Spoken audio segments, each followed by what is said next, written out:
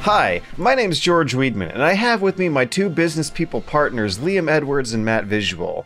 Hi. Hey. And today, we're here to present a once-in-a-lifetime business proposal. We have new numbers and new products to offer. That's right. When it comes to leisure listening podcasted products, we are the number 4 distributors in Kazakhstan, number 9 in Costa Rica, and we're climbing our way up from 30th place in Greece. But what I'm here to talk about today is Dad Shirts by Dad. A sexy new merchandising opportunity for you and your customers to spread organic viral dad awareness so we can all penetrate our core market demographics together with a masterful design drawn by @zigpasta from twitter.com. It's generating a measurable surplus in style and grace. We've got Dad and Sons t-shirts, Dad and Sons coffee mugs, Dad and Sons junior athletic racerback tank tracks, Dad and Sons face masks and hoodies and wall posters and refrigerator magnets. Oh my god, I'm drowning in Dad and Sons merchandise. There's too much of it. It's everywhere. It's available from the TeePublic link in the description for 33% off. I'm choking. I can't go on. Can you really buy all that stuff? That sounds amazing. You can. I can't wait to buy them at tshirts.com. I already bought 10. That's tpublic.com. tpublic.com.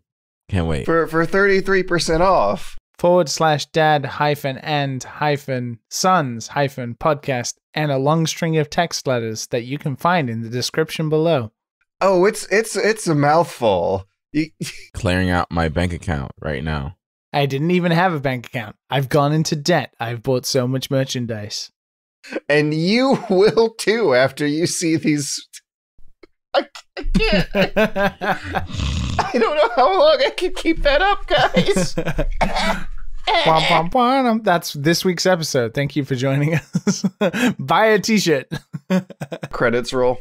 But yes, in all 100% real talk sincerity, we have sick ass rad new merchandise on the way in the mail to our houses, and it can be on the way in the mail to your house too. To your houses as well. You can be just like us and purchase your own merchandise.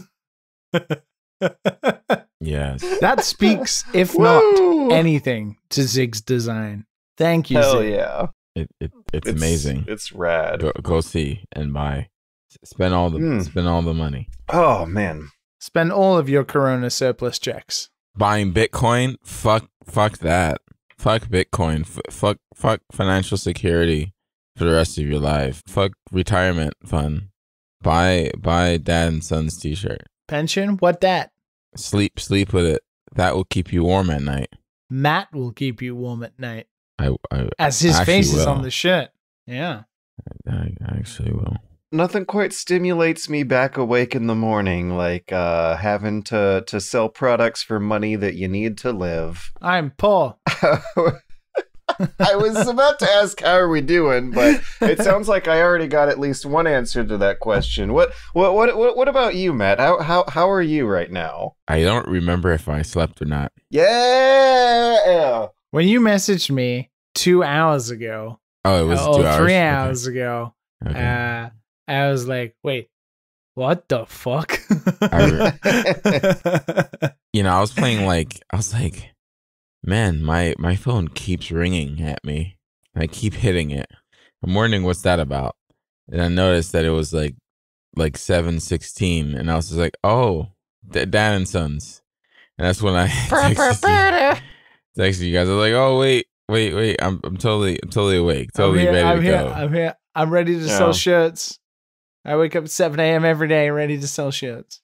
Ooh. I'm definitely still drunk. I think 4 hours ago I was taking shots. So let's go.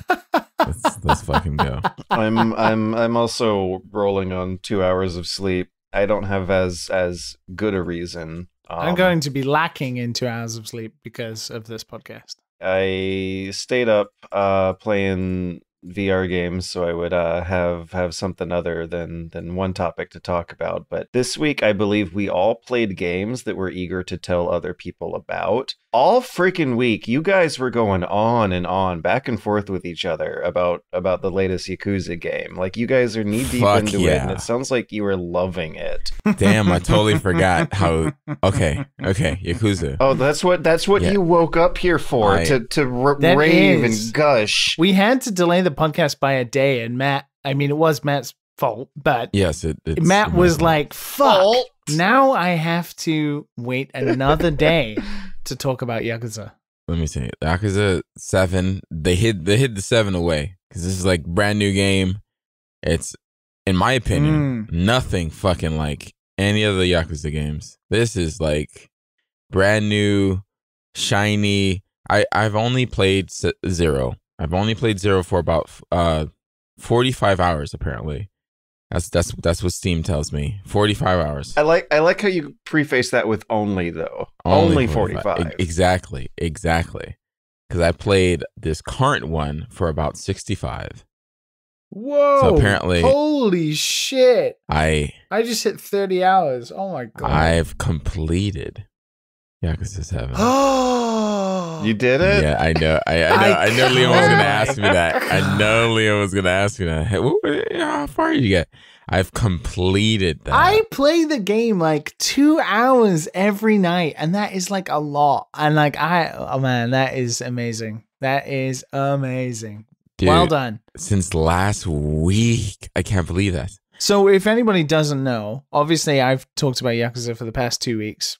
Obviously my opinions are developing and we're hearing them in real time, but Matt was like, damn, okay. Let me try it out. I'm going to have to check this game out. And I was like, look, you're going to have a good time. It's different. It's an RPG this time. The story is great. And you just went ham. You were like messaging me all the time, nonstop about like, wow, this motherfucking game. I had a fucking great time, Liam.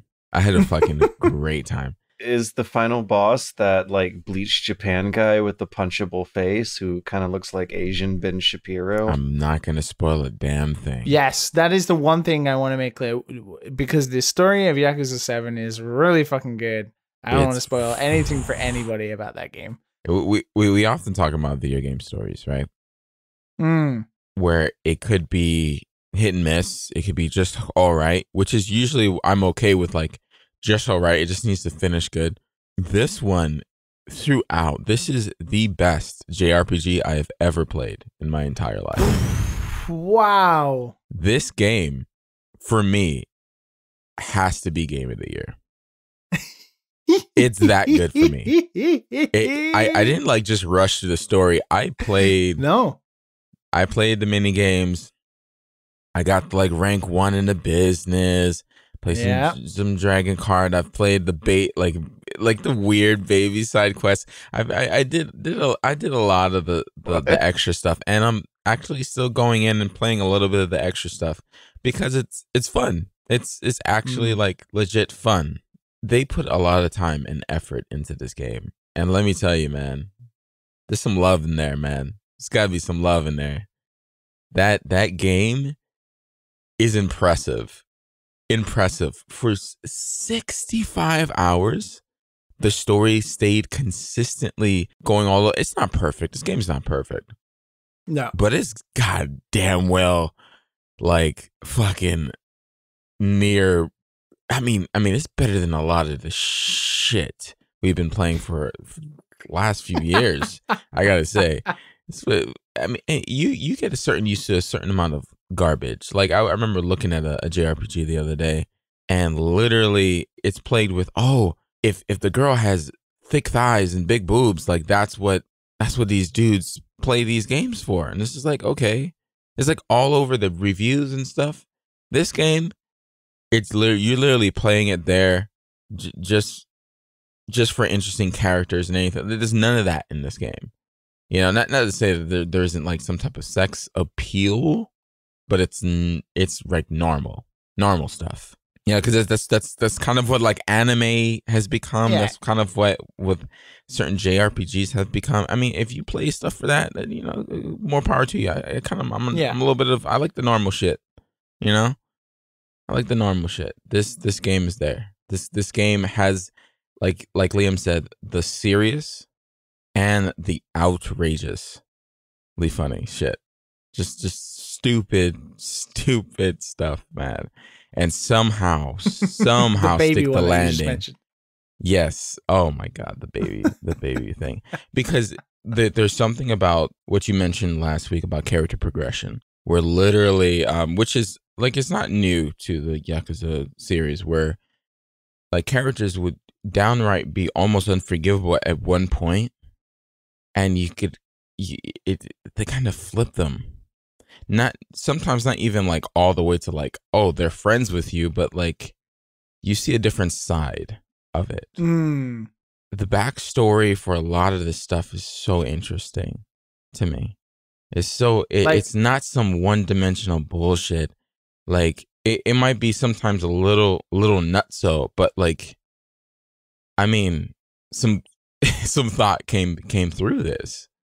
And for it to overlap over everyone's story, it's nuts. It's nuts. I can't believe a game like this. It's ambitious as hell. I've just got the biggest smile on my face. I don't know what to do with but gush. It's hard not to gush about a game like this. All right, so you didn't like the combat, right? I actually prefer the combat. I never liked the combat in the old Yakuza games. It's funny you say this because I've been having more thoughts about the combat, and it's not that I don't like the combat. I do like it when, like, there's a lot of different situations in the game where maybe you'll have like a singular boss and the boss is really, HP heavy, and you have to be a little more strategic about it. And then there are other times when the game just throws like 6 enemies of 2 levels higher than you, and basically they don't deal any damage to you, but they're damage sponges and they take a lot of hits to get down. And thankfully there's been a patch for the game recently where it shows the weakness status of the enemy. So if you nice. Yeah, so if you've already fought the enemy before and used a move that they're weak against, they'll show up and show that they're weak. Thankfully, that's a quality of life improvement, because before you were just kind of trying a lot of things and seeing what would work. And there's like a Pokedex. There's a Pokedex for a lot of the Sujimon Dex. The Sujimon Dex. And the voice acting for the English is spot on. Nice.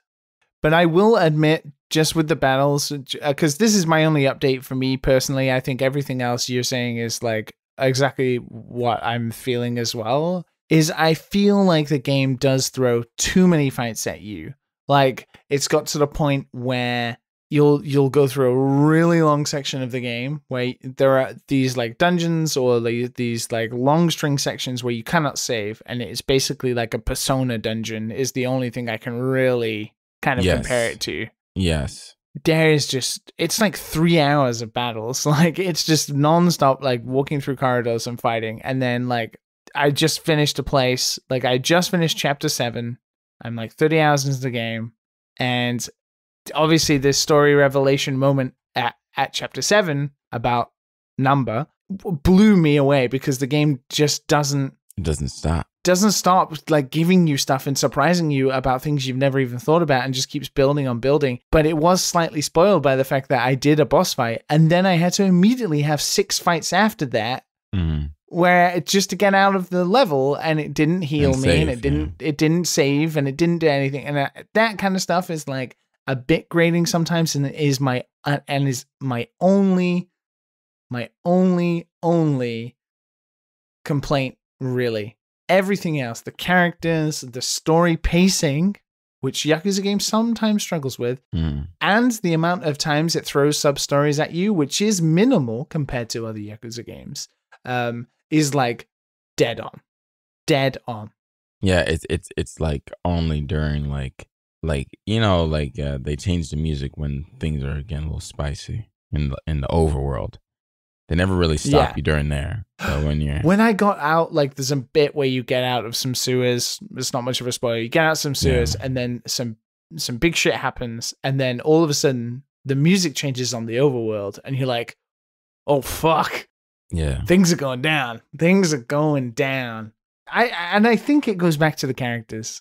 Like, I just want to see more of what happens with the characters. Like, Ichiban he's just the best. Yeah, he's pretty fucking good, man. He's just the best. It's interesting how they handle him. You know, especially like later on, you know, because he's not supposed to be like this perfect guy, but like they give him room to like be normal as well, you know, other than just being like the hero of the story, which is quite interesting. Yeah, it is a little weird that sometimes it hits really hard into he's just come out of jail and he's stupid, like. But then other times he just seems to know everything about everything, and you're like, damn, Yeah. This guy's learning a lot while he's moving around, and you're like, now he can't even use a computer. Like, I enjoy it sometimes. I mean, he never can, but like when it comes down to like just like straight up just like believing in yourself, and all of a sudden he has a Naruto monologue just like ready to go, and people are like standing by him. And I mean, some of the greatest moments sometimes, man. Greatest moments and the most mushiest anime bullshit friendship power shit is like going down. I was just like, it is like straight up love this shit. Yeah. I love this shit. Like, it's so good. It's so good, man. It's like, we got you. I'm like, fuck yeah, man.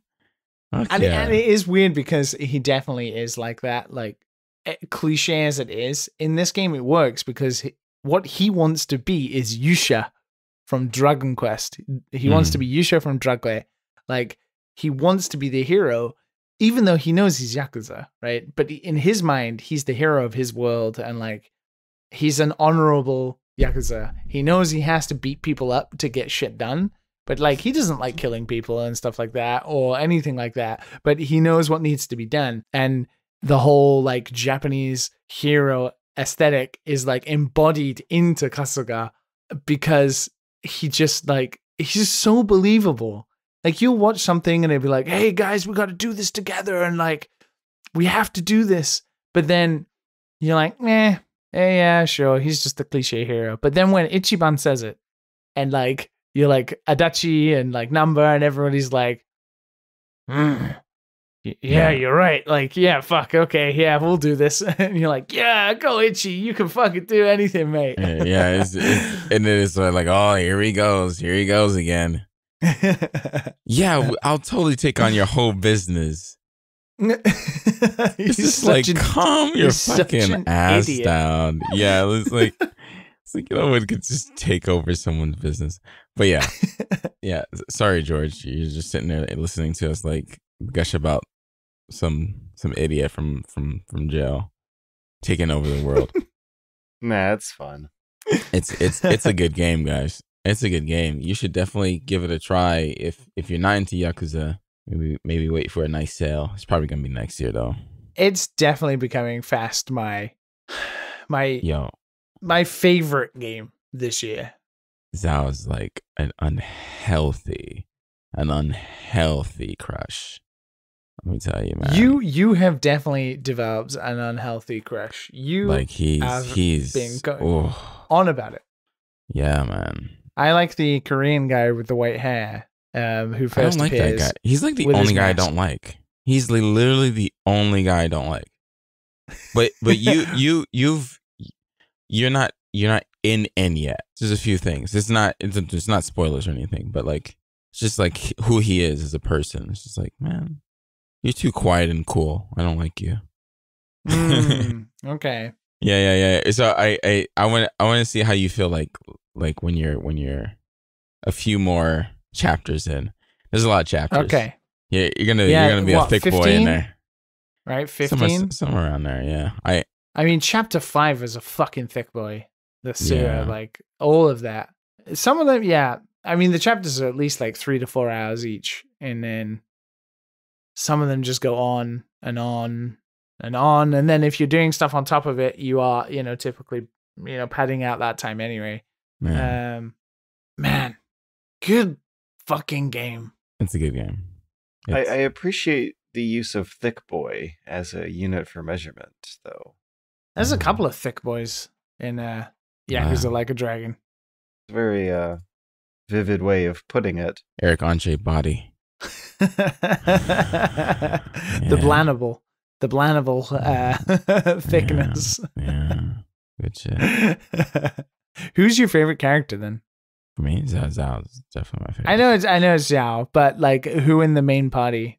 You haven't met that person yet. Fuck! Really? Oh There's my more. god. Okay. More, God damn.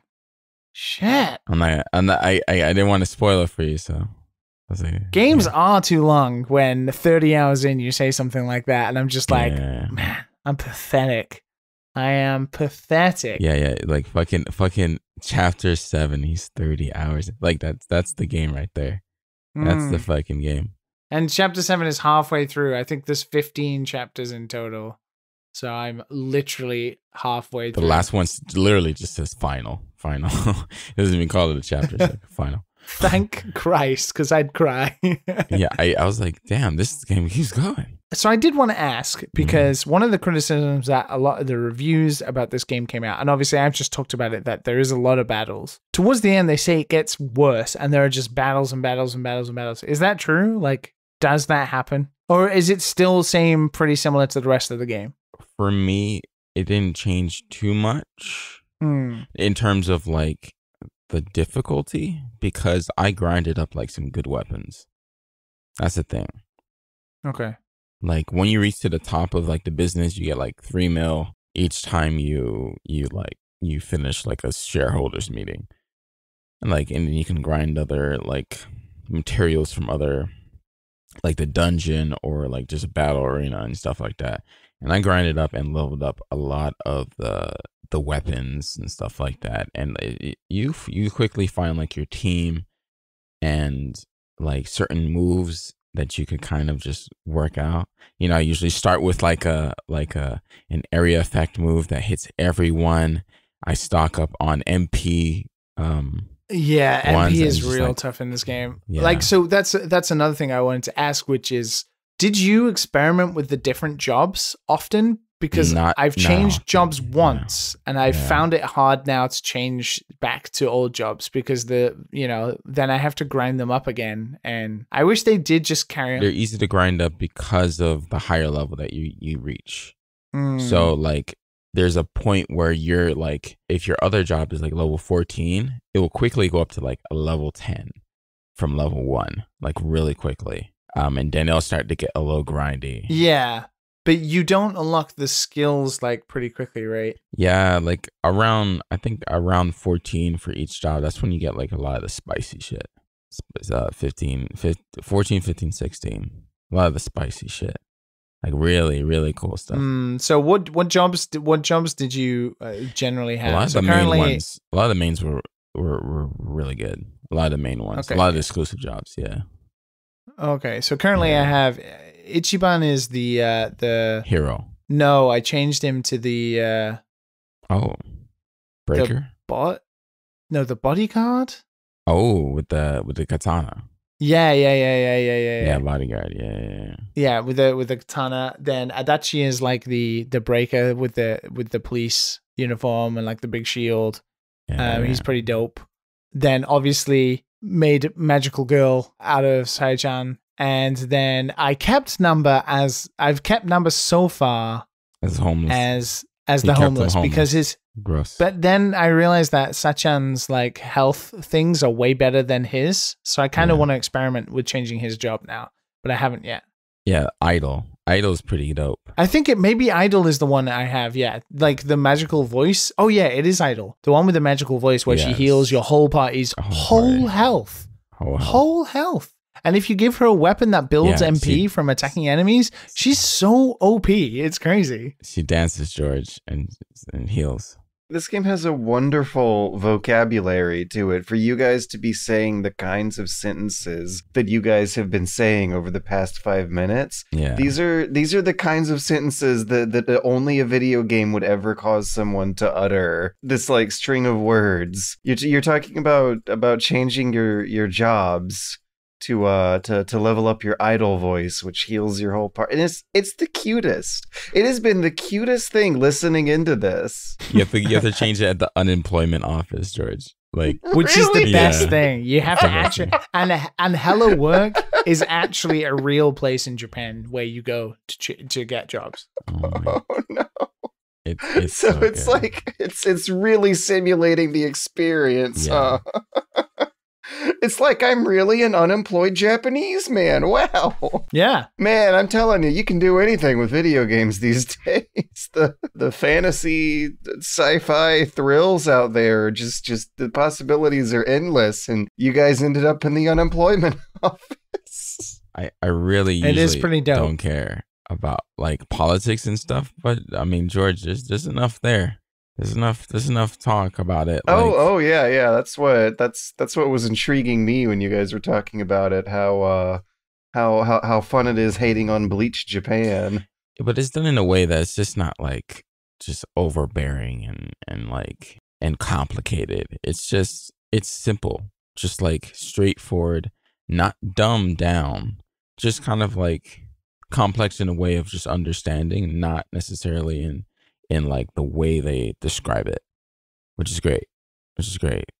Once they go back and like back in the days in 1968, there was this man and it's like, oh, okay, all right, now you're losing me.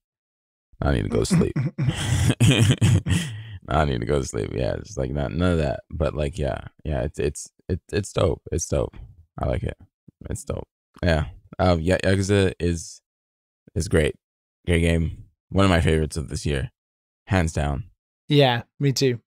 Even only 7 chapters in, 30 hours in, it's definitely. I just love the character so much, and like it throws everything I've ever said about storytelling in a game. And I think I'm biased. Obviously, there's a lot is so Japanese about it, and it's not a video game story. It's literally like watching a Japanese drama. Like, it's a Japanese TV drama that you just play in between the episodes. Like, it is spoken like a Japanese drama. It's played and paced like a Japanese drama. Like, anybody who's played Yakuza probably understands already what I'm talking about. It's not like the most heavy-hitting story. You know, it's a typical, like, crime, embroidered, like, whatever, right? It's not going to win an Oscar. But the way they do it, like, that's what amazes me. They rely heavily on cutscenes to tell the story, which is obviously like just watching a TV show, but it's so interesting. And every cutscene leads to something else and gives you so much, and you learn more about the characters and you learn more about the story, and then it drops little nuggets in front of you about like the stuff that's upcoming, and like there's a big reveal, and it's so well paced. And yeah, it shows that you can do it, just that you just need to stay away from video game stuff. Just make it. I don't know. Just make a TV show that has gameplay in the middle of it. I don't know. That's what they do with Yakuza, and it seems to work. It's just a Japanese TV show that has gameplay in between it, and somehow Nagoshi pulls it off every time, especially this time. Who's Nagoshi? He is the guy who made Super Monkey Ball, who is also the guy who made Yakuza. Wait, what? And if you look at pictures of him, Jack of all trades. Yeah. If you look at him from years ago and you look at a picture of him now, that series has changed him, man. I'm going to share an image with you guys on Discord, and then you can see how he has fully embraced his Yakuza lifestyle. Oh my god, that tan. No. Wait, what the hell? It looks like he got thrown in the deep fryer. Wow, he's covered in spicy hot, flaming hot Cheeto dust. Yeah, he's not so bad now, but he is fully embraced, and you can sort of tell. Okay. I don't want to I don't want to Okay. suspect, but you can tell that guy's had some plastic surgery done. But he's supposedly a very nice guy, even though obviously he looked really good at Zero. I don't know what happened. He looked really good at Zero. he looks a lot older. How? Well, I guess. Oh yeah, that's right. How is this pose set up? For the record, we're looking at him sitting on a golden throne with like two beautiful models at his side. That is at TGS, I think, like 3 years ago. I think that was the TGS booth like 3 years ago. And is this what booth babes are nowadays? I mean, in the Tokyo Game Show, they never went away. So Oh, the tradition is still going strong over there. I mean, it's quite well known that, the Yakuza booth and stuff tends to hire, JAV stars to help them out and to do voice acting. And Another day, another dollar. And yeah, they Gotta respect the hustle. They definitely help out the certain seedier parts of the Japanese culture a little bit. I wonder how much Nagoshi just, hangs out with actual Yakuza and like tries to find out what the fuck's happening. Yeah. I'd be intrigued to see if he ever has or does. He probably does. I mean, he has to get the stuff from somewhere, right? I mean, yeah, you got to get inspiration from. I mean, with Yakuza 7, there's not much. It's not so much that is embroiled in the actual like Japanese Yakuza so far. Like there is flavors, but not as heavy as like prior games. Like Kiryu is like full on like I'm the Tojo clan. I'm a full on Yakuza. Like this is the Yakuza internal politics.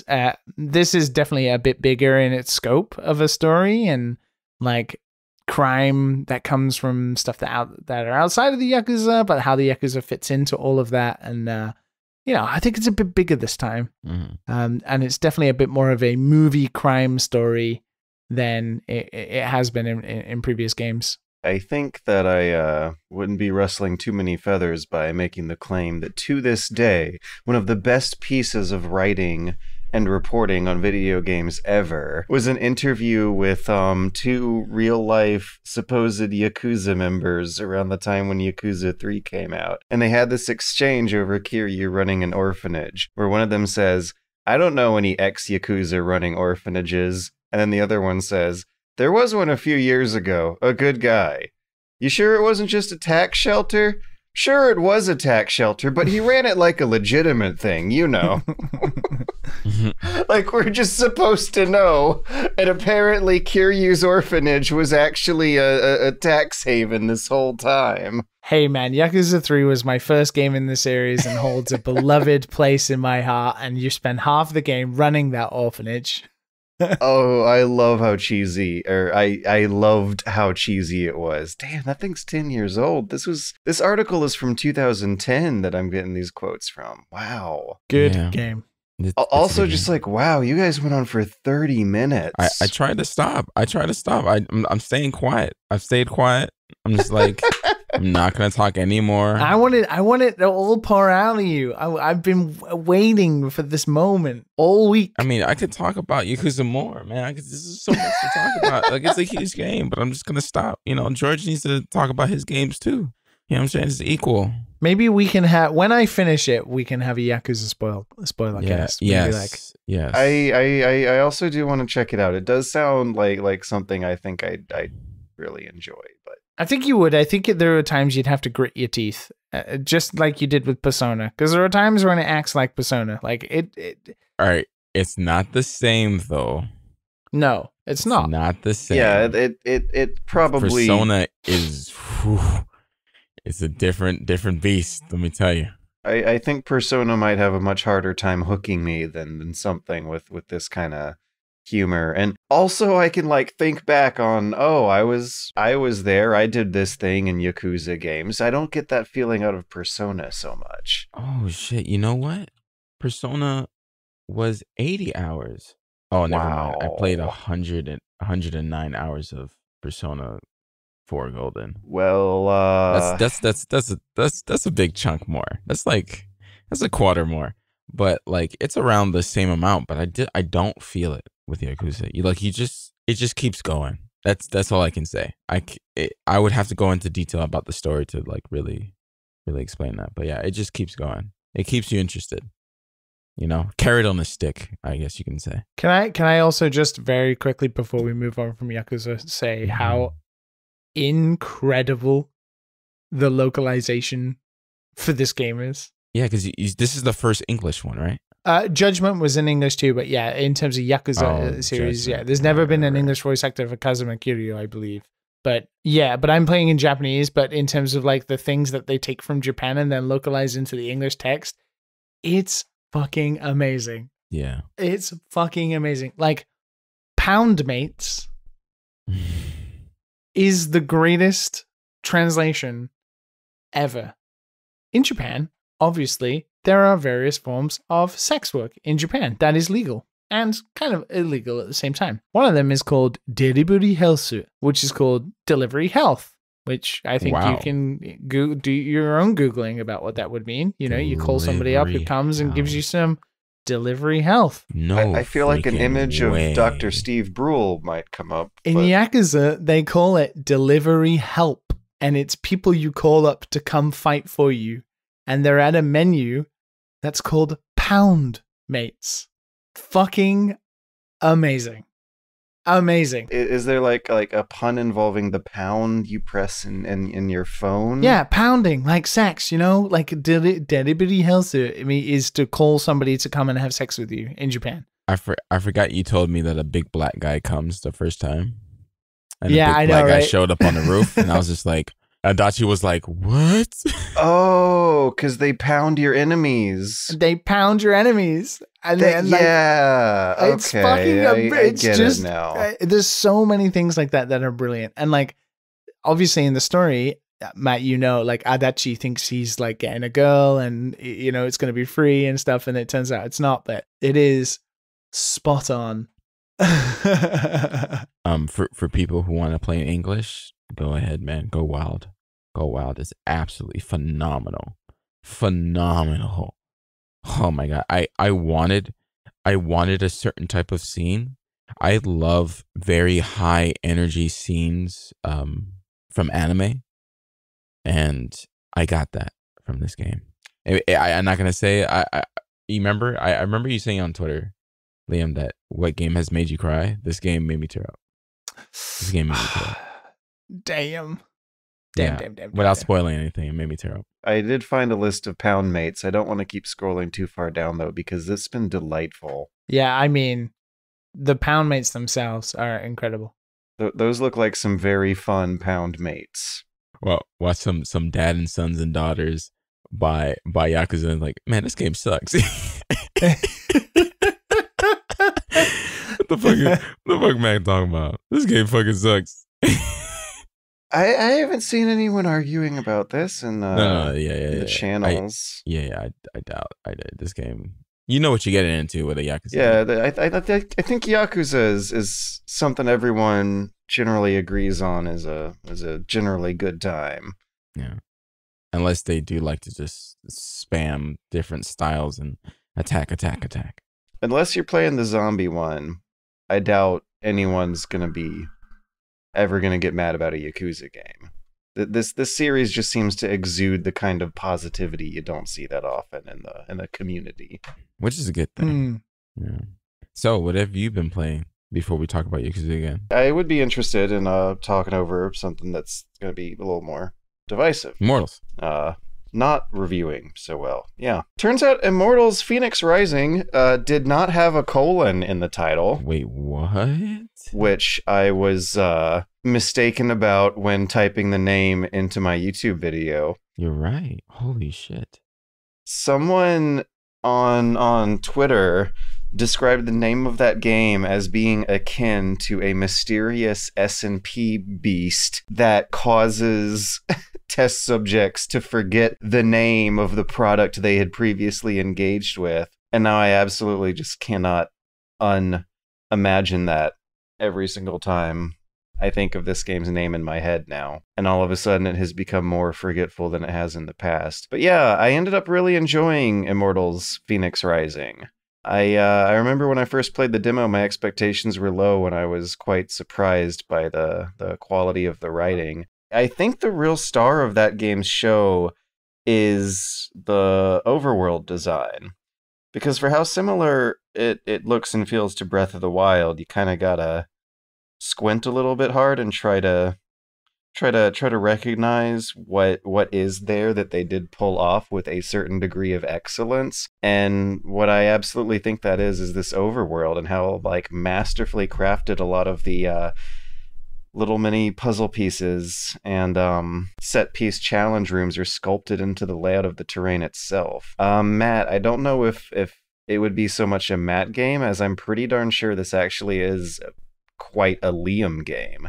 It feels to a certain extent like a game developer's game, in that you can tell that they are trying to stretch as much utility as possible out of a fun core selection of entities and building blocks and moving pieces that the engine is capable of doing a lot of wacky things with. This game surprises me at every single turn, just like what I'm sure delighted a lot of people with Breath of the Wild is like what new surprise the game developers will come up with there out of their pieces of scenery for the next puzzle that you encounter. Like you'll walk through one of the vaults and have a fully functional pinball game at your disposal, where the switches of the Zelda puzzle box will activate levers that you slap a ball around to destroy destructible physics objects on the pinball course to get it into a hole to activate a certain switch. There's some puzzle rooms where they are playing with their physics engine to create flying machines that have you zooming from one end of the stage to another, circumventing the intended solution. It's easily the most playful time I think Ubisoft has had putting a game together in years. A lot of the monotone misery that is associated with these projects is just not able to be found in this one. It seemed like they had a lot of fun putting it together. I had a lot of fun playing all the way through it. And I'm totally glad I did. I kind of feel like I took a risk with this one, but I'm glad it panned out. And I'm beginning, I think, to see a little mini controversy that I was expecting in terms of just how much of an imitation it is to Breath of the Wild. I was quite shocked by that on day one, but I gradually came to get used to it. And lately, I also experimented with playing with the compass turned off, and that really, really passed it over the mark to make it feel almost like, oh, I'm playing Breath of the Wild 2 by a different name, by a different studio with a chunk of a less budget than Nintendo's in-house studio would have. But if you play that game with the compass turned off and you close your eyes and imagine, it does feel like you're pretty close to there. Like it might as well be the potentially upcoming Breath of the Wild 2 that everyone's waiting on, or at least something to definitely scratch that itch and fill that gap and make that wait easier. I think you're right. Like this might not be I thought it would be a game for me when I first saw it, and I was like, man, I want to play this game. But now that I'm looking at it, I don't know, like a bunch of puzzles and stuff. Yeah, I think the thing is that for someone looking for a game that's more immersive and polished in the sense of the world building, it feels very artificial.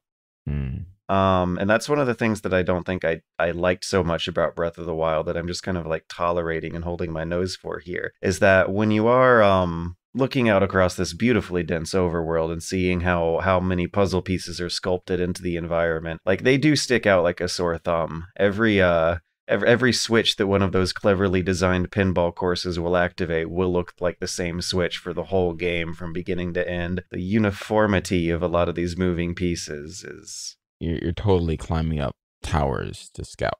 Like that's still a thing. So not so much here. Okay, Breath of the Wild had one big tower per regional chunk of the map, and I want to say there were like 8 of those regions. In this game, there's 4. Mm. So technically speaking, like in terms of climbing up the tower, then pressing the use button at the top, you're only going to do that a handful of times in this game. There's a lot of verticality involved with the exploration itself that I think is fine and fun and no one's going to complain about, where it's all player driven. You're not following icons, you're doing it to get better visibility on a way to a waypoint that you set yourself. I do think that it really does nail that Breath of the Wild feeling of carving out your own path on the way to your own little mini adventure that has an objective you put in your own head instead of the game throwing the icon at you. And that's where I easily had my most fun with the game. More so than the main quest was combing the map over for some of these objectives with the compass turned off. Made it an absolute delight to play. Totally recommend it as a sales game to pick up later on, definitely for Liam too. Interesting. I mean, I watched you play it for a little bit, and it looks interesting. It looks like it basically looks like the type of Assassin's Creed game I'd personally like. I'm at the point where I do not gel with Assassin's Creed games. Like, I played Valhalla for like 3 hours, and I was so bored. Yeah. You just might want to be a little wary with that comparison here, because it is a lot more like Zelda than it is Assassin's Creed. That's really the point of reference. Well, that's the thing is also another, I think I saw on Twitter today was a video that somebody made, which basically compared, it was 3 minutes long, and it compared like the different parts of Breath of the Wild, and it is uncanny to say the least. Like, animation frames and animation is exactly the same. There is no doubt that they would just like looked at Breath of the Wild and they were like, yep, we're gonna do this, but we're gonna make it Greek. I don't know why people are copying Breath of the Wild. Is that bad to say? Like, I don't understand why. Like, it's not like Breath of the Wild was like this revolutionary game, because in my opinion, it wasn't. I don't understand why people are like, I don't get it. Money. Yeah.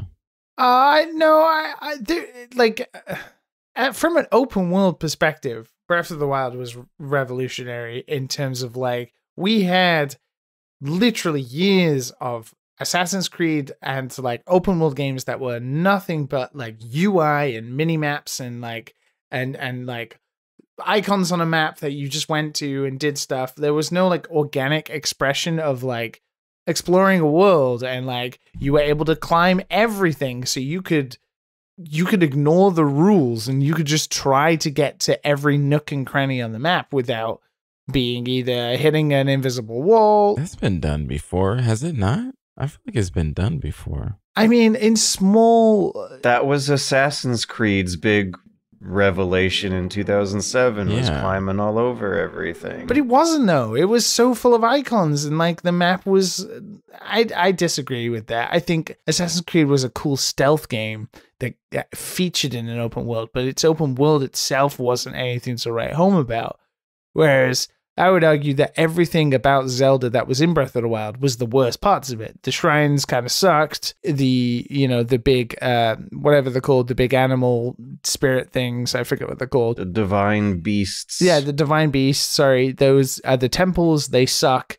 But everything that is new to the Zelda series that Breath of the Wild brought in, like the organic nature of exploring and the way that game is designed map-wise, was what made it revolutionary. And that's why we're seeing games like this and Genshin Impact that steal those things, because the traversal nature of it, in terms of like the opening your wind sail in Breath of the Wild and floating around from high points and using the stamina to climb stuff, really was quite like, nobody had really done that before or played it. Maybe in small sections here and there, but it wasn't like the cohesive piece it was in Breath of the Wild. But now, obviously, we're seeing games off the back of that are open world games be like, shit, we can't just make like an Assassin's Creed style open world. We need to make a Breath of the Wild style open world, because that's obviously what's gelling with people more. So Assassin's Creed, Shadow of the Colossus, Just Cause had you swinging like Spider-Man, and Just Cause mixed in there, like just Breath of the Wild was an amalgamation of a lot of stuff, yeah. A lot of things. See, this is where I disagree, because I think with those games, like if you're thinking about Spider-Man or something, you can swing around the whole of New York, but when you get to the ground level, there's nothing, right? It's just people walking by. It feels like you need to be. It's almost like I was playing Forza, and when you stop to look at the environment, you notice all of the repeated textures, all of the repeated stores, because you're driving really fast throughout that game all the time. So there's no need to spend that time to detail those areas. Yeah. Same with Spider-Man, same with Just Cause. Like Just Cause is a separate thing. I think that game itself did a lot of especially unique things that was like on par with like Red Faction Guerrilla and the kind of awesome stuff they were doing in terms of destruction. But like Shadow of the Colossus, right? It's still like very linearly sectioned off where you go, because that's where you're supposed to go. Yeah, well, yeah, I'm not saying that it's like that in that way, but it's like an open, empty world, because like, and not to talk about, we're spending too long on the old ass game, but like it's just Zelda, like it was just an open world with little stuff to do. Like that's basically what it was. Like that's it. Like there's nothing to it than that. And I just don't feel like that's revolutionary at all. Like at all. Like it was cool and it was different from everything else. Like no one did all that in one, but I wouldn't say it's just a weird thing to copy. I don't know. There was something about it where it wasn't gated. There's no levels. There's no. I mean, it's Nintendo, right? They do stuff a little bit proper, right? They're supposed to. They're supposed to be. It's supposed to be like a Zelda game is supposed to have this polish and stuff.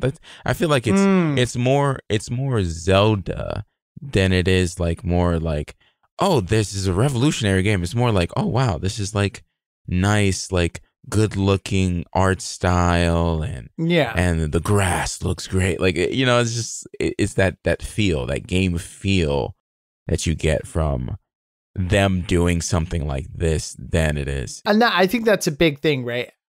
You add that to everything. Right. As cheesy it is, Breath of the Wild does feel like you're kind of in nature. I don't think it feels like a video game world, personally. And I think that's part of the revolutionary part of it. When I look at Fenyx Immortals, I'm looking at a fucking video game world, right? Like, that's what I'm looking at. Like George says, it's like a very densely cluttered. Yeah. You can see the different areas. Like, nowhere in the entire world looks like that, right?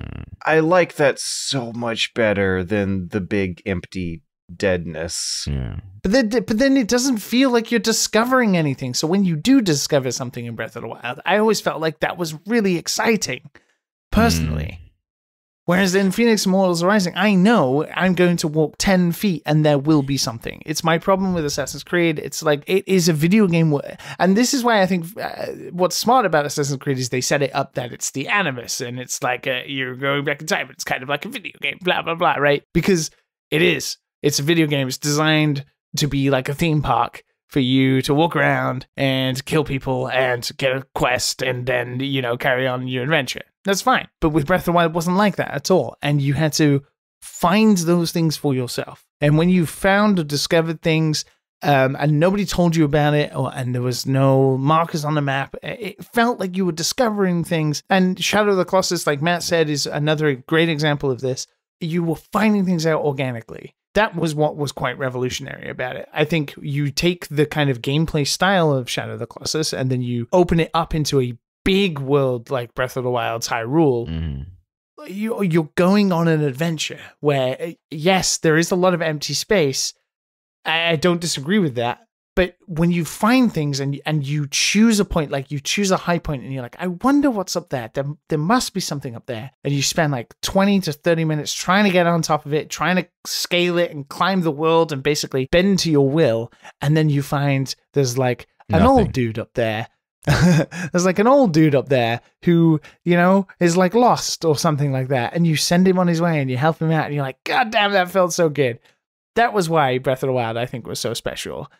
And I can see a lot of what the Immortals is trying to do in terms of just like the pure mechanics of Breath of the Wild, the climbing, the flying, the world itself. But like the genesis, like the DNA is lost. Poor George. Dude, you're killing me here, because you haven't played this. It's absolutely organic in every possible way to describe the word. It's the same loop. It's the same process. You go up to a high spot. You see a bunch of cute-shaped terrain. Some of them look more interesting than others. You look at it in a first-person mode that they call Farsight, and you put a pin down there, feel around, some icons show up, and that is how Breath of the Wild teases you into going on your mini adventure in the distance as well. And here it just happens faster. Every one of the little puzzle or combat arenas that'll be built into the environment will be built in denser. So once you're done, you're like already looking at the next thing that's keeping your interest on the side. There's no downtime to it. There was so much downtime in Breath of the Wild where I was just holding down that sprint button and holding forward forever. In Fenyx, like, you gotta pay attention to the terrain more. It's a lot more rugged, and that makes traversal both more interesting and faster. There's more stuff going on a second per second basis, and the overworld design harkens closer to the older 2D Zeldas than it does the 3D ones. And no weapon durability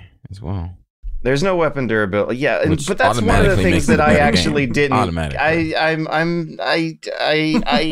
Of all the criticisms I had for Breath of the Wild, that's not one of them. My big thing was that Breath of the Wild was lacking in side quests that made the world feel alive, and that the world felt way too big and spread out to also feel alive. Which amazes me. And I don't know if that's just like a gamer thing, because like that is like instant gratification I just don't need. I get bogged down by that. Like, I really wish games would either make meaningful side quests or just get rid of them. Like, just fucking throw them away, because I don't care. Where I play a game like The Witcher 3, where it makes me care about the side quests. It makes me care about those because it gives me like an origins point about it, like the guy whose daughter was stolen by like a cave troll or whatever. That I'm fine with. You make me feel like I'm not deviating from my main quest. You make me feel a part of the world that I'm helping or I'm gaining something. Side quests for side quest sake, like collecting things or just talking to people, just fuck off. You're bogging me down. And I just want to finish the game in most places and enjoy what I'm here to do, which is the story you've set up and the world you've set up and all of these things. I don't give a fucking shit about side quests. I cannot stress it enough. And it's one of the things I do like about Yakuza 7, which is the sub-stories are so minimal, but they are good. They're really small. But they're minimal. Yeah. They're like 50% less of other Yakuza games. And it doesn't stop me from enjoying the main game, which is the reason I'm here.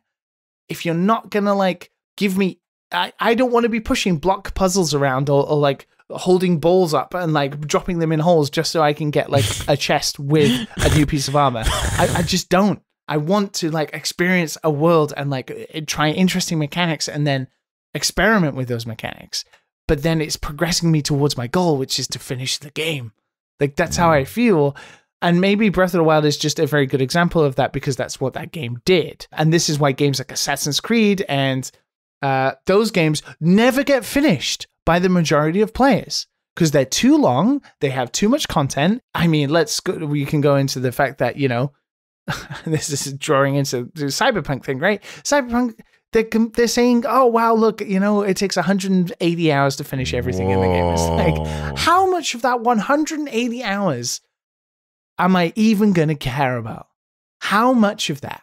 And how much, if you take a sliding scale, right, of like quests that are good and quests that are bad, how many of those side quests fit around that bad because they're just making content for content's sake, right? And that's my problem with these big open world games. And why something like, not necessarily Immortals Fenyx Rising, because I actually do like the look of it, but I do feel like it's missing the discovery and exploration. From what I can see of gameplay so far, I obviously haven't played it, you're right. I just wish we could stop focusing on like content instead of quality. There is a reason why these games have such high non-completion rates. Like, you haven't even finished Assassin's Creed Odyssey and you spent like 7 weeks playing it and you didn't finish it. Yes, you enjoyed your time, which is great, and that's all that matters, but you never finished it. And I feel like if a lot of the subquests hadn't been there, or the additional stuff, more people would finish that kind of stuff. And obviously, all of the production goes into main story campaign stuff, So most people don't experience what is the high quality part of the content. I don't think that's a particularly good trend. And that's maybe why a lot of people played Breath of the Wild and finished it. Like, I don't know. Just throwing it out there.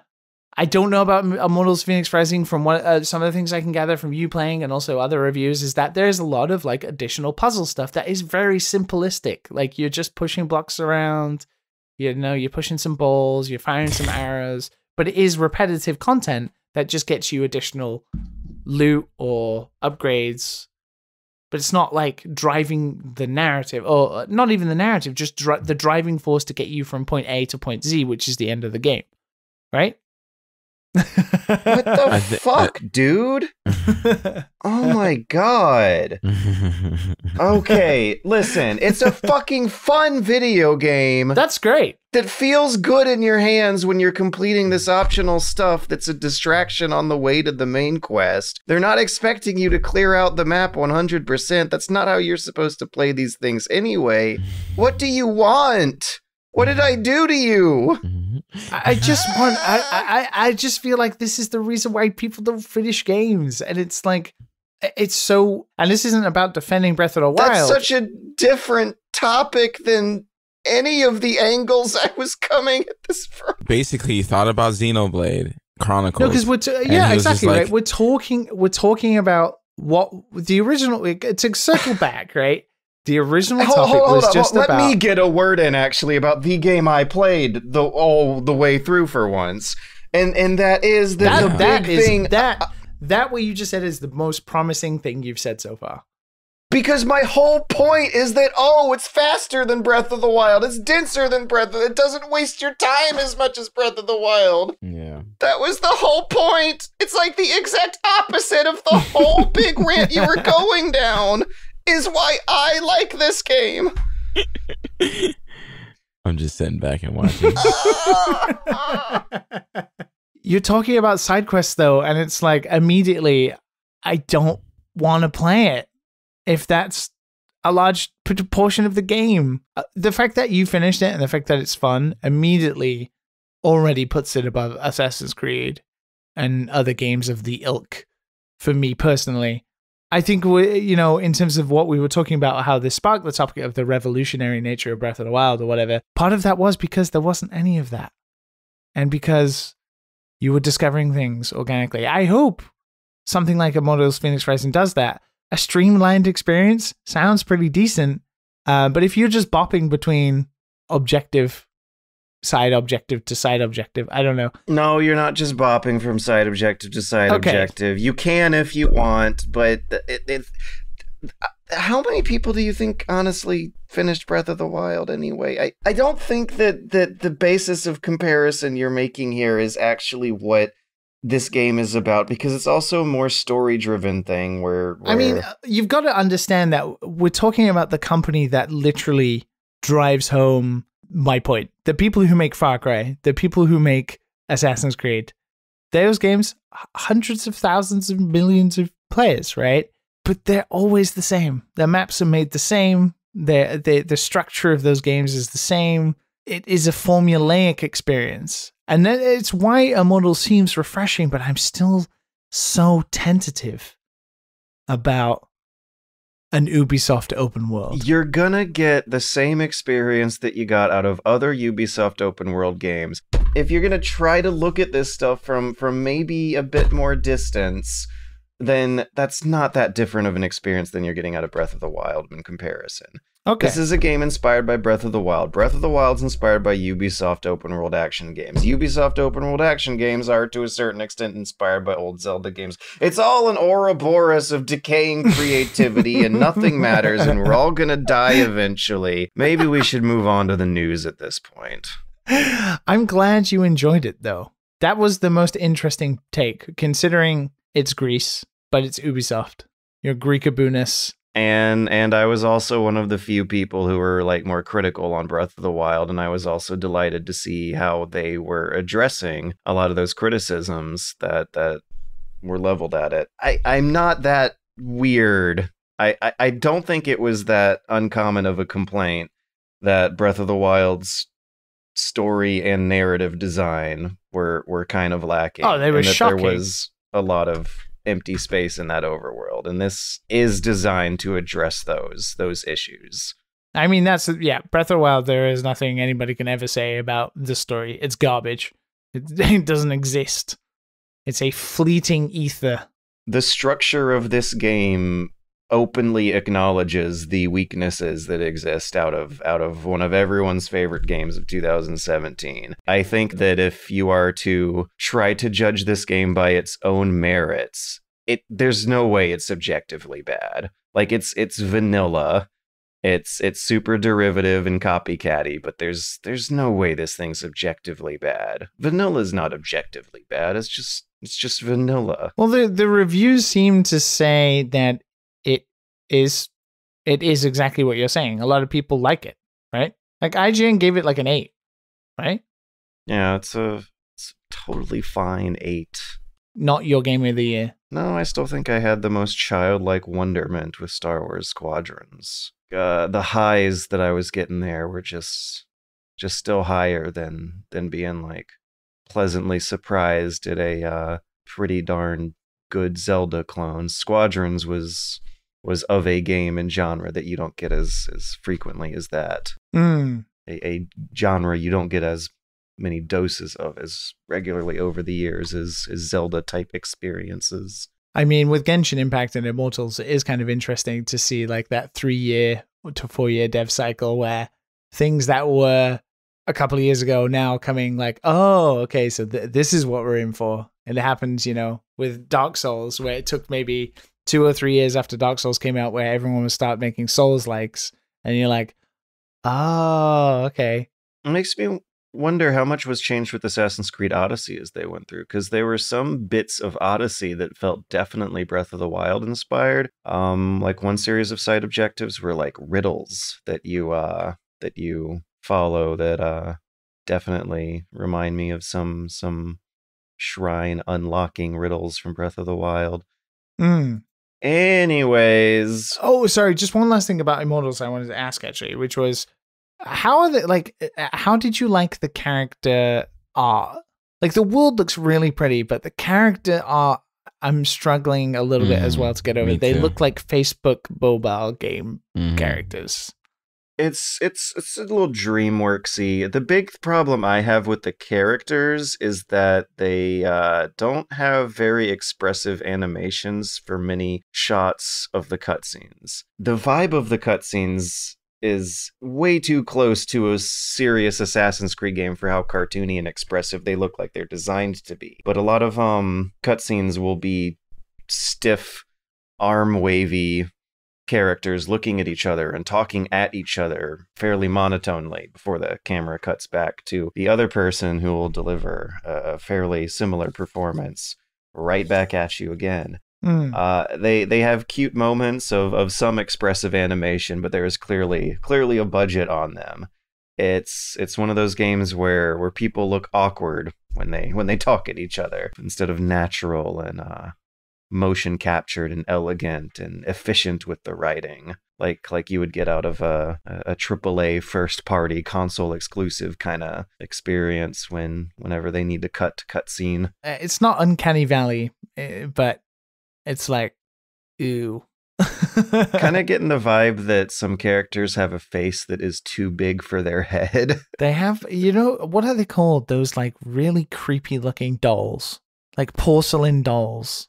That you'd find like in an old lady's house. They look a little like that. Maybe that's why they're so off-putting. Definitely a little creepy. I can see that. They do kind of look like they want to eat the camera. Interesting. Rated M for mature. There are 2 ways to wealth and power. Either you're born with it or you take it. This world is ours for the taking!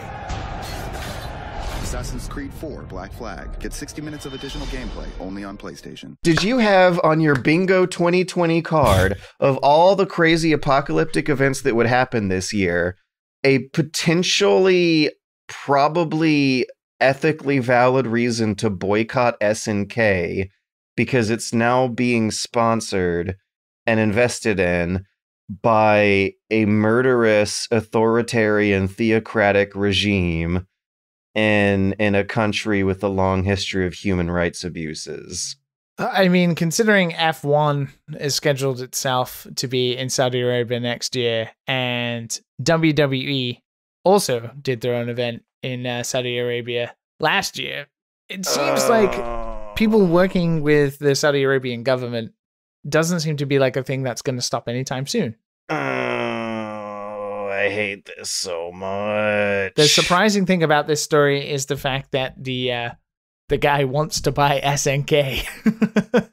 Like, why SNK?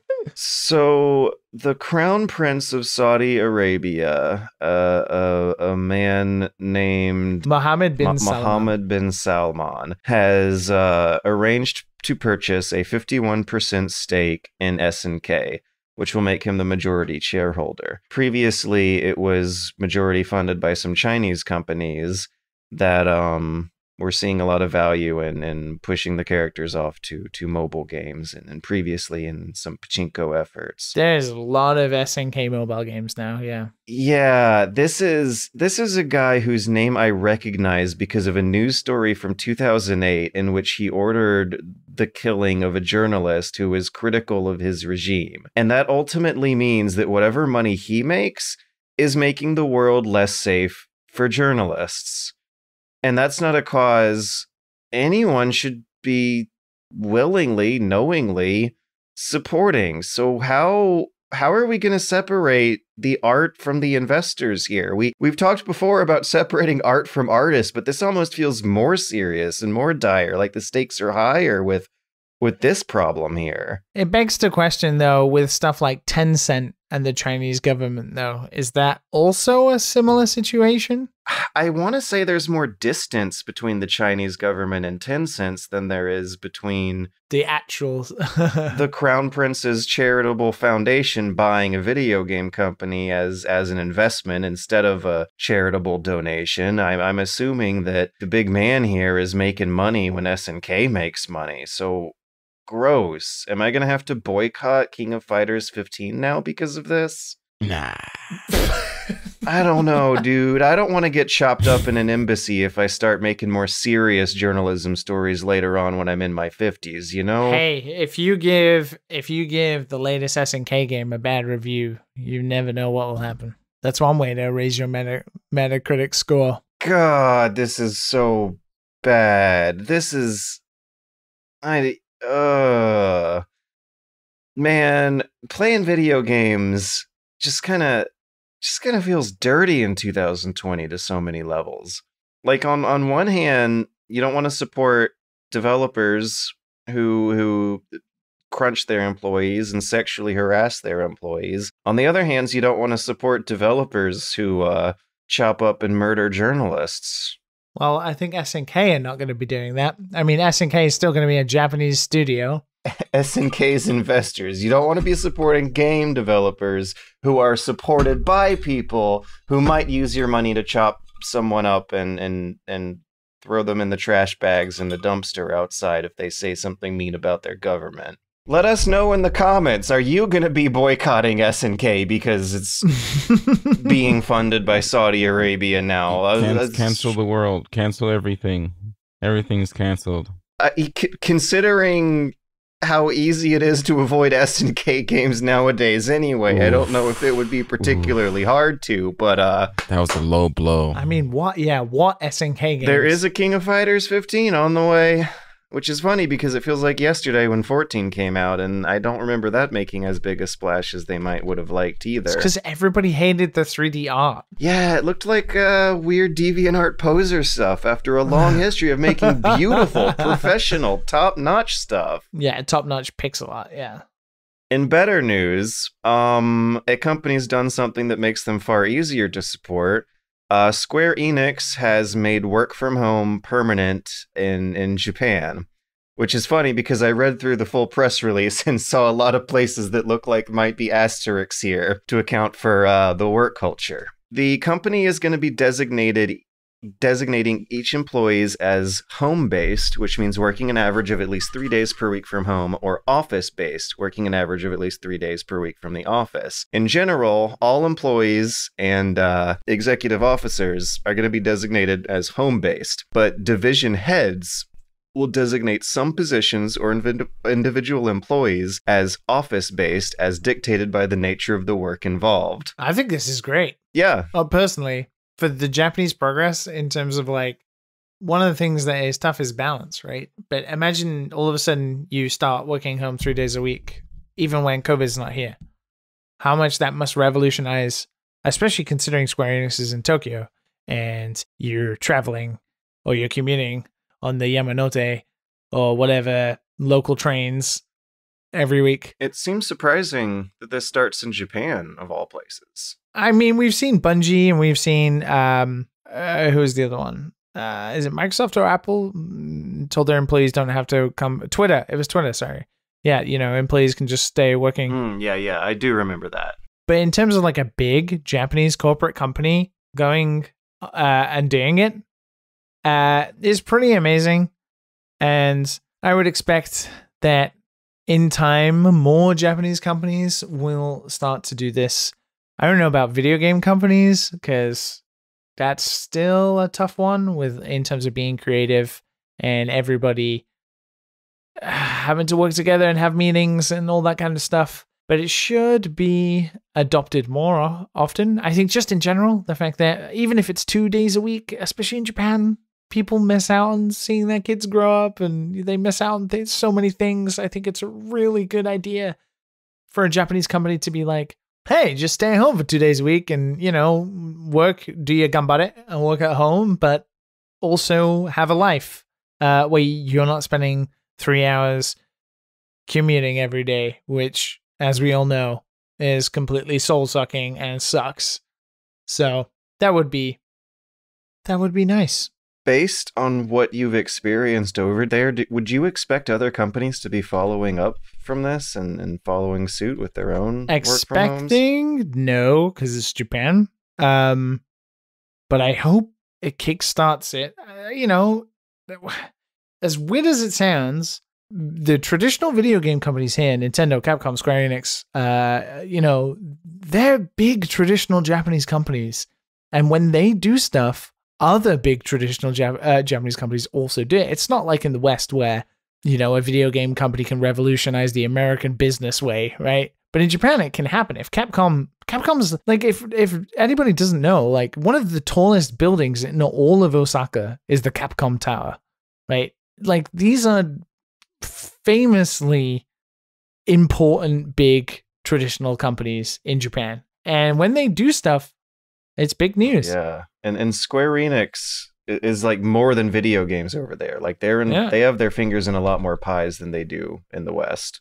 Yeah. Exactly. So hopefully it does. I mean, it'd be great if Capcom did it as well, but only time will tell. The longer COVID goes on, and how the vaccine situation is sort of working out, it could mean that it's the right thing to do for now.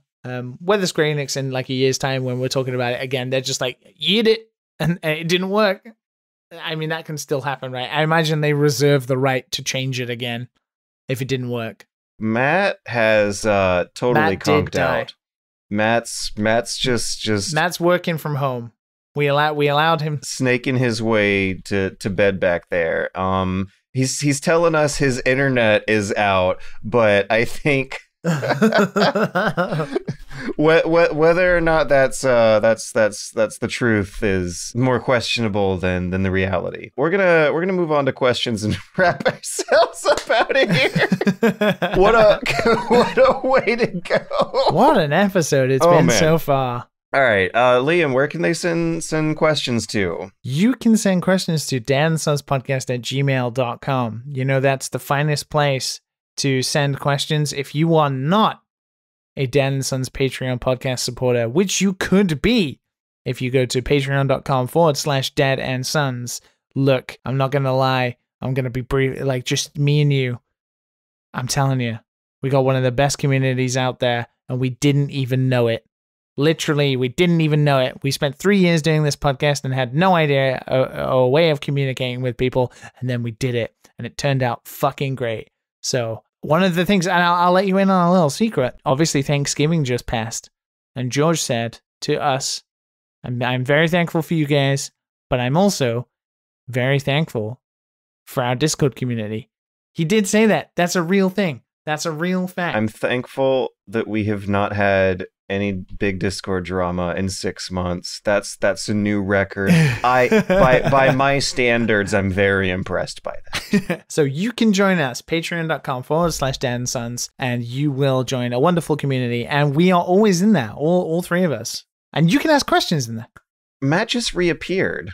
Oh, well, Matt himself didn't, but the picture of Matt dressed as Chewbacca in a cowboy hat has reappeared. You there, buddy? You okay? Is that all right? Well, I guess we'll just have to stick to Plan B then. At that point, is what it is. We love you, Matt. Yeah, I was shuffling around some questions here based on whether or not he was, because one of them might be for him. But anyways, hey, we have a question for Liam first on the list. Believe it or not, all of a sudden. God damn it! Stop it. MGR from Patreon just wants to know, Liam, do most Western AAA titles get localized for Japan? Yes. Pretty much like most regions now, AAA titles always get released in at least 15 languages, I think 10 at a minimum. English, you got the eFigs, English, French, German, Spanish, Italian.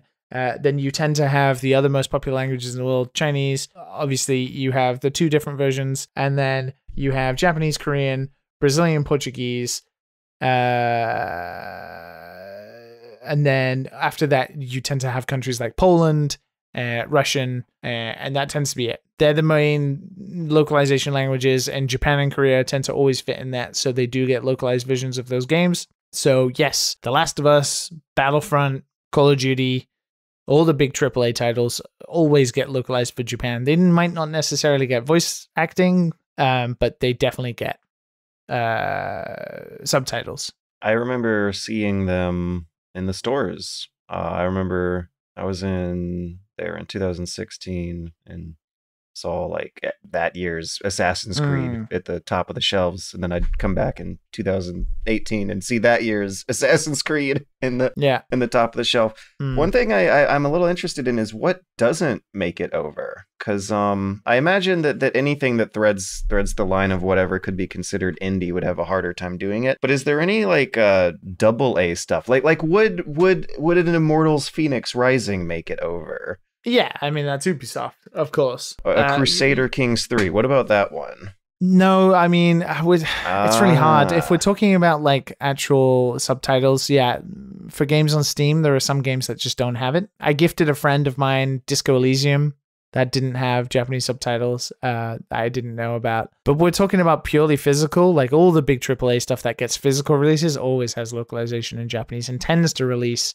pretty soon, if not on the same day. Have you ever felt like you were missing out on something? Like, is there an example of one that didn't make it over? Not that anything from over there missed, but there used to be, before this generation we live, actually before the Nintendo Switch, because the Switch, buying, versions of games from the different eShops and then playing them in the language of whatever the user's software system is fucking miraculous, I tell you. A couple of years ago, there used to be a website called Gaijin Gamers, and it used to have a list of all the playable PS4 and Xbox One games that had dual language on them, because sometimes you'd pick up a game and it would only have Japanese in it.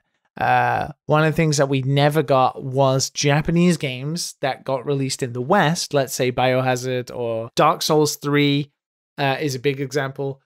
The versions that you would get in Japan would not have any other language other than Japanese on them, even though they would get released in the West and they would have all of the different languages and Japanese on those versions. But in Japan specifically, they would not launch games with anything other than the Japanese language on it. So you would go to buy like Dark Souls 3 and it would be only Japanese. And that would be frustrating as hell. So there used to be this list on Gaijin Gamers where you would like scroll through and find out if a game was coming out that had English on it as well. So, a game like Devil May Cry 5 but these were all Japanese games that were getting launched in Japan. I was wondering if there was ever a case where a big Western game, or maybe a medium Western game, just didn't straight up come out at all, though. Definitely up until PS3 generation, I really think, from what I can gather, Japan didn't get some stuff. Like, I don't think Japan got Halo for a while, for obvious reasons. Oh, because Xboxes weren't popular. And you got to think the 360, right? I think there were some games that just got missed, but then games started taking off in Japan that were from the West, like Minecraft took off, Battlefield and Call of Duty, PUBG. Just hilarious. All of those games. Picture. Yeah, they became huge sellers in Japan. Like the most Undertale, egregiously American games of them all. Yeah. Soldier shooting. Yeah, but then, everybody loves the really egregious Japanese games for years and years. So it's kind of just like a bit of payback, really. Yeah, it just doesn't seem like, they don't have that exotic appeal to them. I think you'd struggle maybe with games like Hitman or something like that. If Hitman got a physical release, I think maybe that's the type of size and type of game genre that maybe Japan would pass over on or wouldn't get it. But then, Square Enix used to own IO, so I don't know. I honestly don't know. In this right now, like in this day and age, everything is region free. So it was a pain in the ass to buy Yakuza 7. So there you go. What about the David Cage stuff? Was that big in Japan at all? Like Detroit and beyond? Yeah, those games came out here. Yeah, sadly, Japanese people had to be subject to such. Wonder how they thought about it, because they sure are big on like barely interactive visual novel type products as it is. So I wonder what Japanese reviews for Western narrative experience type games compare. I wonder how well they put up with that stuff. Oh, so I actually found an interesting thread from Resetera from a couple of years ago. That is the 270 top games never released in Japan, according to GameFAQs. How convenient. And the number one is Star Wars Knights of the Old Republic. That's a shame. Curse of Monkey Island. Little Big Adventure 2. Oh, I thought it was Little Big Planet for a second. No. Day of the Tentacle. Actually, this is so funny. I literally had this conversation the other day with a friend about Guitar Hero and Rock Band. Are they? Guitar Hero and Rock Band never came out in Japan because they had Guitar Freaks, which was in the arcades, which was what Guitar Hero was inspired by. So those games never launched over here, or they did like in later iterations. But like I was talking to my Japanese friend and I was like, oh yeah, Guitar Hero is like, it's such a good time. And he was like, you mean Guitar Freaks? And I was like, no, Guitar Hero. At home, you got to play Guitar Freaks at home. And he's like, what? So that never came out. Do you think it was a copyright thing or they didn't want to compete with that market thing? Probably didn't want to compete with that market. I mean, they basically stole Guitar Freaks and then made a home version of it. Guitar Freaks is Guitar Hero. That's what it is. Like, it's absolutely exactly the same. The guitar is the same. The fretboard that comes down is exactly the same. And Guitar Freaks was like 98 or 99 maybe in arcades in Japan, I think. And meanwhile, I can imagine that the task of translating something like Monkey Island back in 1989 or 91, whenever it was a much bigger ask than that. Well, also it was would on be PC, nowadays. right? And like Japanese players weren't really playing on PC unless it was like the PC Engine or the MSX and stuff like that. Oh, they sure had their PC porn games, but not the same platform as what There's definitely a lot of doing over here. The South Park: The Stick of Truth never came out here, supposedly. Wonder why. Psychonauts never came out here. I'm sure they have their reasons. For some reason, Football Manager 2009. Oh yeah, they like baseball in Japan. That's right. Well, they love soccer as well, but I think that's maybe only in the past 10 years or so. Pillars of Eternity never came out in Japan, supposedly. I am noticing that the common thread is that these are games with a shitload of text. Yeah. Call of Duty, you can just be like, here's gun, shoot the gun. Just translate whatever gun is in Japan, and you've got half the script done right there. So another question from Patreon comes from Jordan W. They say, I'm 28 years old with zero Nintendo nostalgia. How the hell did that happen? Because if you're 28, you were still around for the hype of the maybe not the mid 90s, but at least the late 90s. Nintendo still had a bit of its old world charm in the 64 era. I imagine with his age, maybe PS1 and PS2. Dreamcast or something. I don't know. Somehow, some way, I'm 28 years old with zero Nintendo nostalgia. Been recently trying to get into older Zelda games such as Ocarina and Link to the Past, but I keep getting extremely frustrated with the lack of direction and obtuse nature of the design. You cherry-picked this question. I understand that these games were designed to drive magazine and strategy guide sales, Nintendo hotline calls, and schoolyard conversations. In current times, do you think this style of game design holds up? Is using a guide cheating? It's, two things. One, using a guide is not cheating. Use a guide if you want. Go ahead. Do it. It's fine. Secondly, I don't think when Shigeru Miyamoto designed Zelda, he was thinking about the American hotlines and the American magazines because they didn't exist in Japan. So the statement, I understand that these games were designed to drive magazines and strategy guide sales, I'm just gonna throw it out there that that's wrong.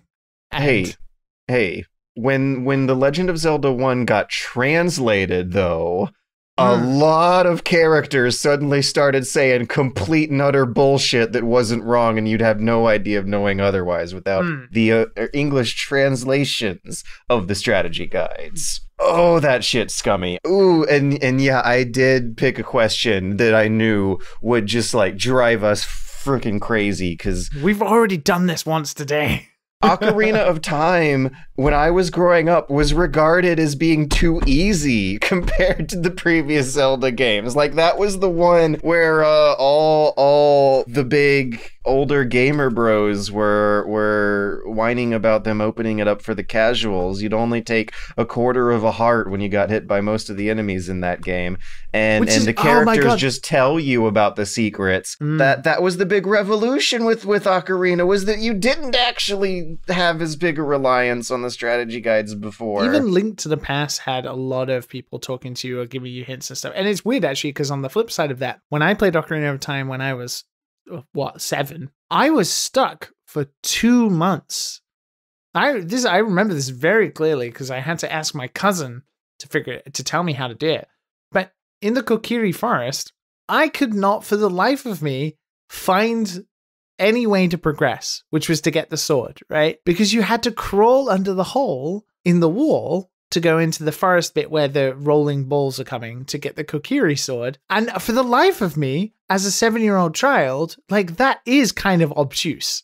Because there is nothing really describing to you how to get there, right? You just basically, out of trial and error, are exploring this 3D space that is quite limited. The thing on the screen that says crawl when you get up to the crawl space, and I thought that was cool because in Tomb Raider, but it's behind some grass, isn't it? It's like it's that fence bit where there's fence and then the grass and stuff. But did you play Tomb Raider before you played Ocarina of Time? Because that was my basis of comparison, and I had a blast just seeing what your little UI would tell you was interactive. I did not have that hard of a time adjusting to it around the same age, but that might have been because I was used to games from that era not giving you any feedback when you were in front of an interactable and you had to press the use button. And something like the original Tomb Raider, it's a gamble whether or not the little smudge of a texture of a switch that might be in front of your character is something you can actually pull with the interactive button. And in Ocarina of Time, they'll tell you when you walk up. The interface is surprisingly modern designed, and how button labels are always on the screen and they're always changing to let you know what those buttons are going to do. Yeah. I would say that I don't understand Jordan's particular problem now as a 28-year-old trying to get through Ocarina of Time, because considering how small that game is, and I imagine in terms of the universal language of the other games he's played in the past, you'd think he'd figure it out, right? But using a guide is not cheating, and if that's what you want to do, use a guide.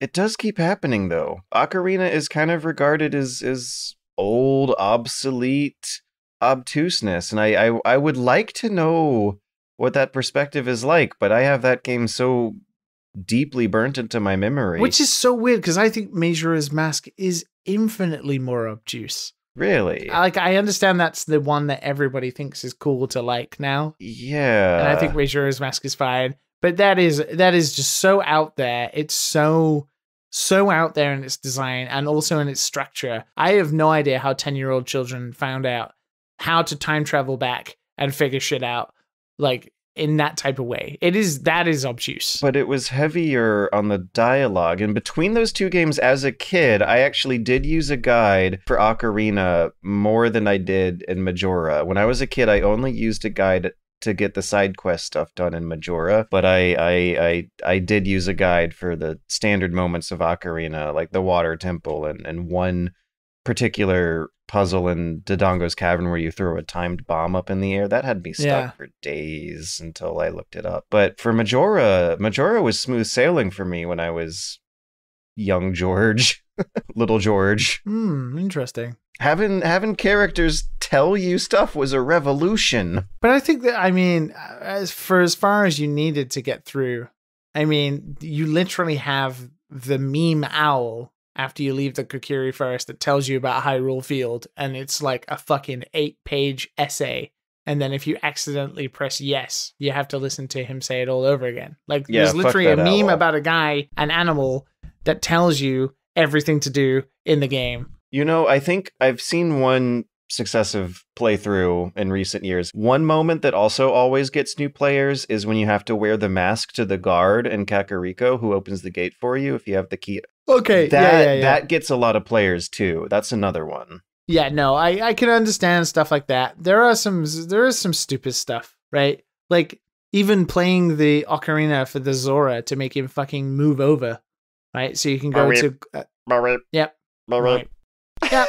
There's dumb shit like that. How do fish butt cheeks make that noise? Where does the noise come from? I have questioned the logistics of this for 20 years. Miyamoto, please explain to us the physics of that. Who is your Foley guy?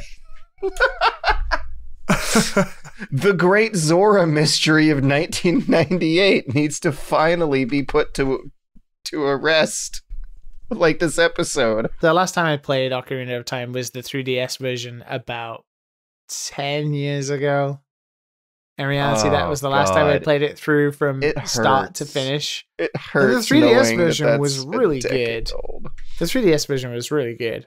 I just got pissed off with the ice puzzles again. You know what game has puzzles that won't piss you off? Because they'll be fast and easy and fun to solve, and the characters will tell a quick joke afterwards. What?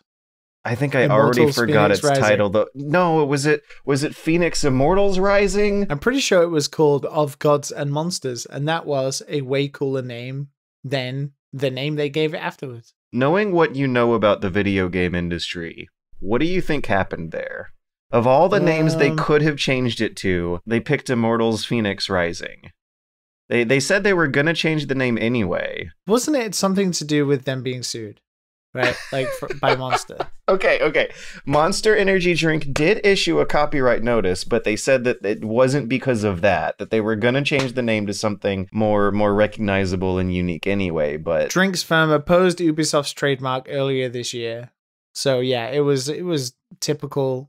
It's copyright trademarking, which is weird because we're not allowed to use the word monsters anymore. They could have contested that and won. I don't think that you but can just... it is interesting because Immortals Fenyx Rising is a really bad name. It's harder to search. Like, that's a big thing, is that you want to make sure your game has Fenyx Rising, okay, is misspelled intentionally, so that makes it harder to search for, too. I can live with that name, though. Immortals... Even better. Generic, but generic titles are fine. Immortals Fenyx Rising, without any grammar or anything, is terrible. It's a bad name. It's even just annoying to say, don't you think? Yeah, absolutely. And it makes me wonder if they're going to call any other games in this IP Immortals, because there's no colon after it, so I don't even know if that's the name of the franchise.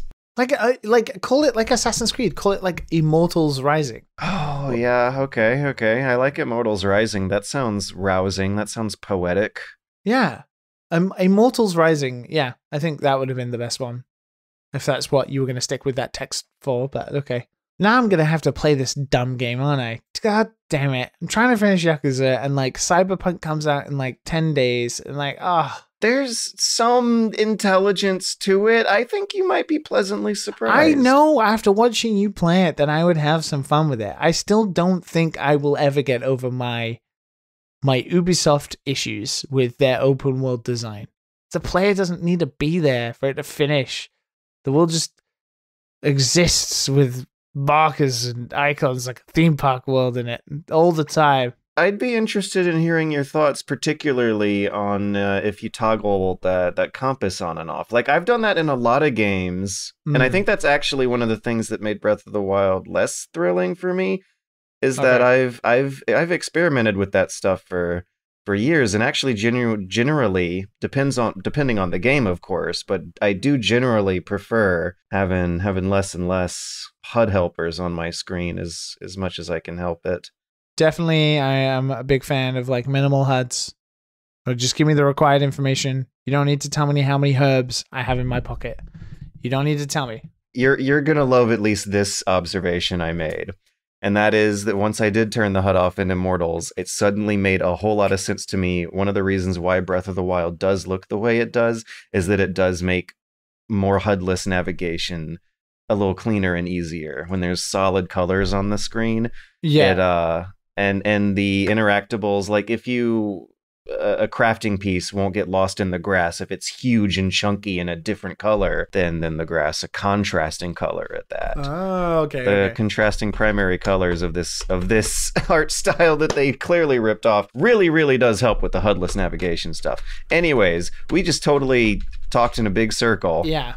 If you like side quests, but you still somehow made it this far, I apologize. You enjoy. We side quested to the end. I have issues. We zigzagged off the main quest on our way out to the end of the podcast here, but we'll be back in a week with more questions that you can feel free to send to dadandsonspodcast@gmail.com. Or join the Patreon. And also take a look at our shirts while you're at it. If you're thinking of spending money on us, definitely open up a tab of shirts alongside the various other options as well.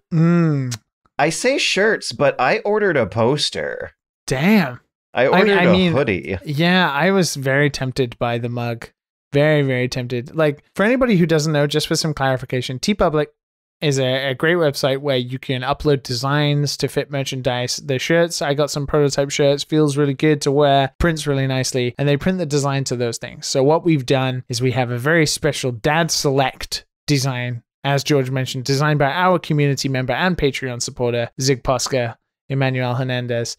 And it is just my favorite design.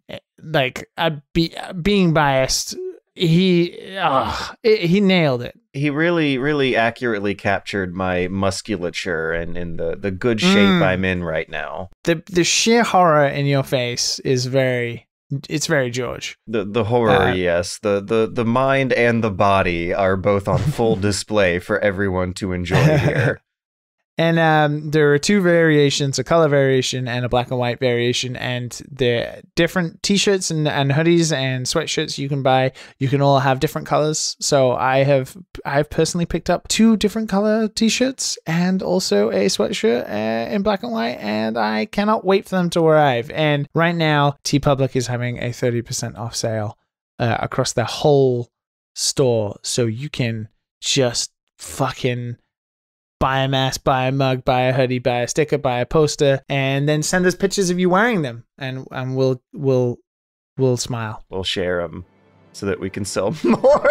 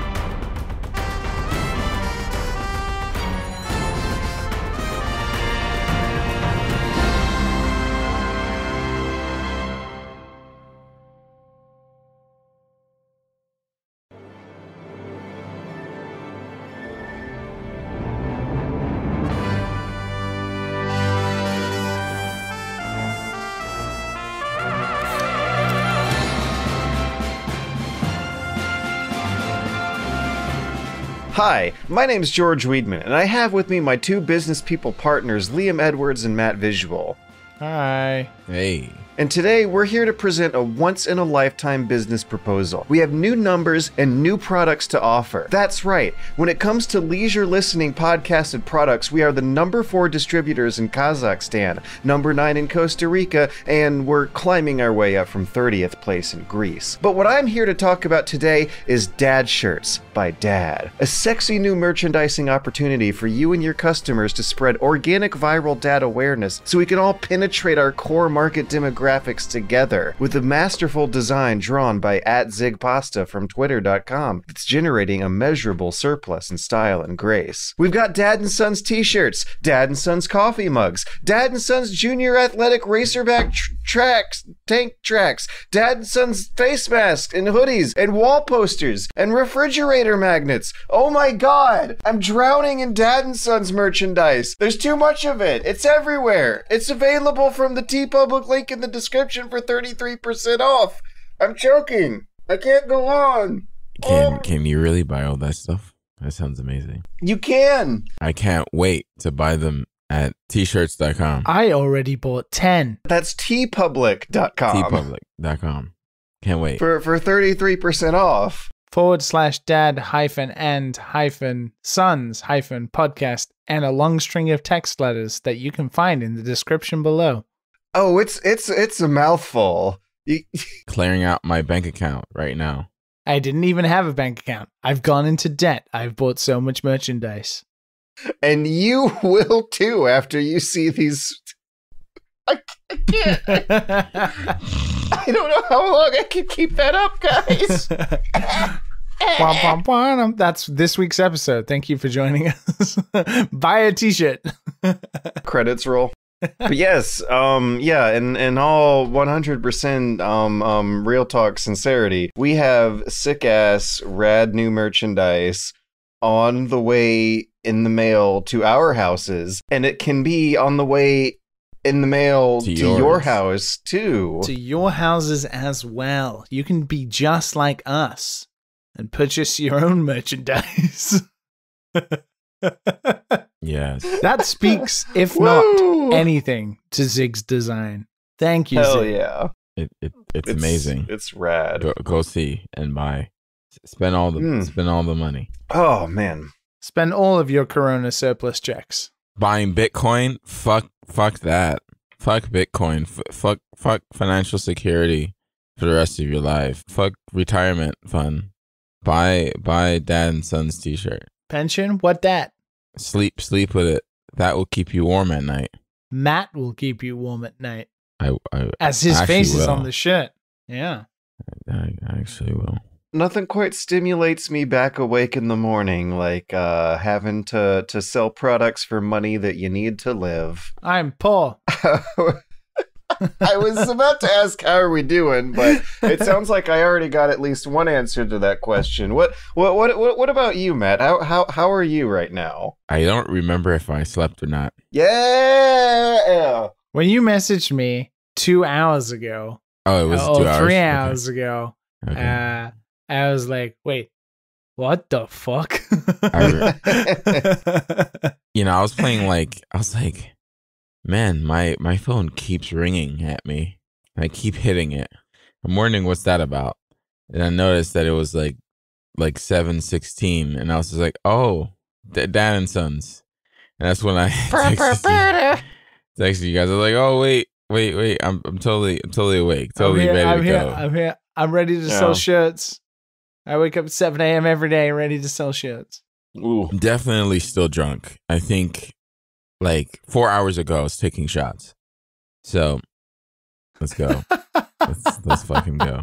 I'm also rolling on 2 hours of sleep. I don't have as good a reason. I'm going to be lacking in 2 hours of sleep because of this podcast. I stayed up playing VR games, so I would have something other than one topic to talk about. But this week, I believe we all played games that we're eager to tell other people about. All freaking week, you guys were going on and on, back and forth with each other about the latest Yakuza game. Like, you guys are knee deep into it, and it sounds like you were loving it. Damn, I totally forgot how. Okay, Yakuza. Oh, that's what you woke up here for, to rave and gush. We had to delay the podcast by a day, and Matt